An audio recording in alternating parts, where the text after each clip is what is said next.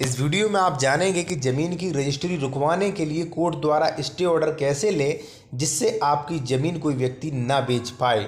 ठीक है, ऐसी जैसे मान लीजिए आपकी कोई पैतृक ज़मीन जो है वो बेच रहे हैं जिससे आपका नुकसान होगा, या आपकी अन्य कोई ज़मीन है जिसे कोई बेच सकता है, गलत तरीके से नुकसान हो रहा है, या मान लीजिए आपका कोई केस चल रहा है टाइटल संबंधी, ज़मीन के मालिकाना हक को लेके आपको लग रहा है फलाना व्यक्ति बेच सकता है, तो ऐसे में स्टे ऑर्डर की आवश्यकता पड़ती है। और हम इस वीडियो में बात करेंगे 2 पॉइंटों पर कि स्टे ऑर्डर कब मिलता है और ज़मीन की रजिस्ट्री रुकवाने के लिए स्टे ऑर्डर लेने का प्रोसेस क्या है। चलिए दोनों टॉपिक पर बात करते हैं। सबसे पहले फर्स्ट पॉइंट पर। इससे पहले आपसे कहूँगा कि यदि आप कोई भी लीगल एडवाइस लेना चाहते हैं, कानूनी सलाह, तो ले सकते हैं। कॉन्टैक्ट नंबर वीडियो के डिस्क्रिप्शन में दिया गया है। आते हैं अपने फर्स्ट पॉइंट पर कि स्टे ऑर्डर कब मिलता है, कब दिया जा सकेगा। तो देखिए, सिविल प्रक्रिया संहिता आदेश 39 नियम 1 स्टे ऑर्डर कब दिया जा सकेगा इसके बारे में प्रावधान करता है कि वाद में वादग्रस्त किसी संपत्ति, वादग्रस्त कोई भी संपत्ति हो सकती है, ज़मीन हो सकता है, मकान हो सकता है, बंटवारा को लेके वादग्रस्त हो सकता है, गलत नाम टाइटल संबंधी मान लीजिए वादग्रस्त हो सकता है।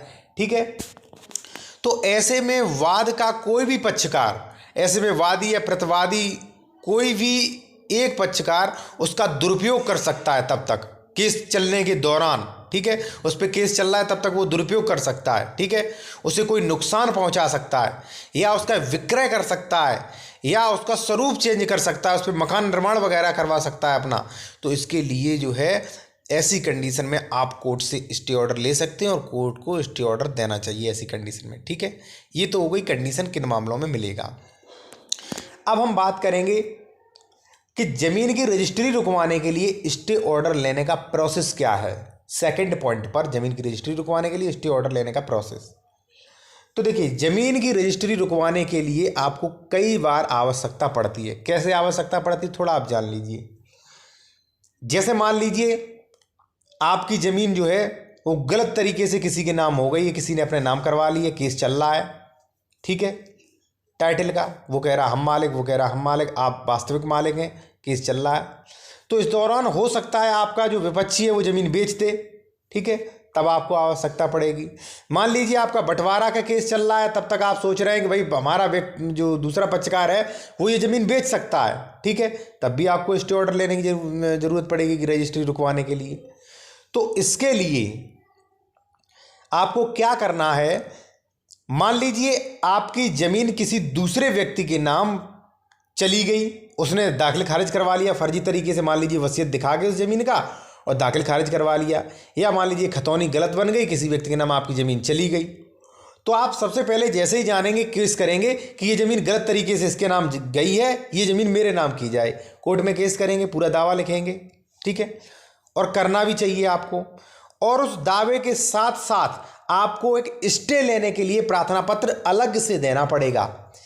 ठीक है, उस पर लिखे इस प्रकार का आप कुछ लिखेंगे कि महोदय फलाना जो केस चल रही है, फलाना बनाम फलाना ज़मीन संख्या, ये जो केस चल रहा है, इस पर प्रतिवादी जो है वो कभी भी ज़मीन बेच सकता है, इसलिए हमें नुकसान हो जाएगा। इसलिए जब तक सुनवाई चल रही है तब तक जो है इस ज़मीन को क्रय विक्रय करने से रोक लगाई जाए।